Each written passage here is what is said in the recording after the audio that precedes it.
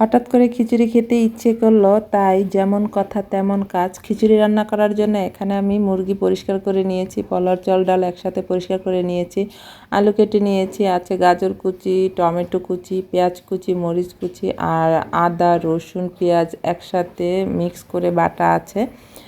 তো আমি রান্না করার জন্য চুলায় রান্নাটা এখন বসিয়ে দিব। হ্যালো বন্ধুরা, আসসালামু আলাইকুম। সবাই কেমন আছেন? আশা করি ভালো আছেন। আমিও আলহামদুলিল্লাহ ভালো আছি।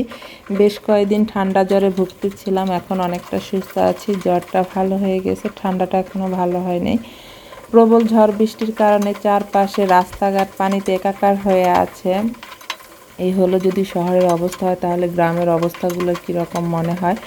গ্রামের বিশেষ করে দক্ষিণাঞ্চলে মানুষগুলো খুব ভয়ানক অবস্থা আছে, ঝড়ের কবলে পড়ে। বিশেষ করে সাগরের পাড়ে যারা থাকে,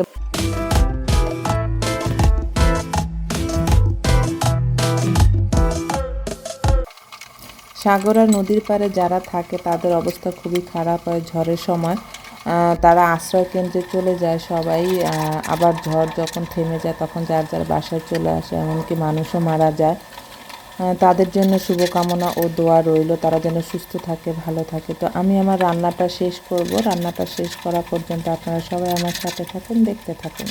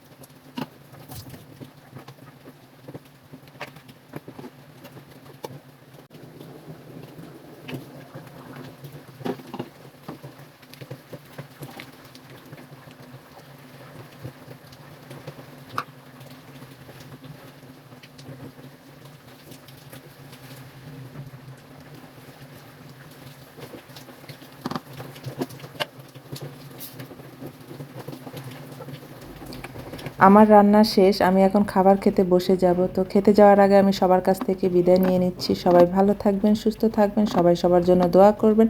আর আমার ভিডিওটা যদি আপনি ইউটিউব থেকে দেখে থাকেন তাহলে আমার চ্যানেলটাকে সাবস্ক্রাইব করে যাবেন, আর যদি ফেসবুক পেজ থেকে দেখে থাকেন তাহলে আমার পেজটাকে ফলো দিয়ে যাবেন। সবাই ভালো থাকবেন, সুস্থ থাকবেন। আল্লাহ হাফেজ।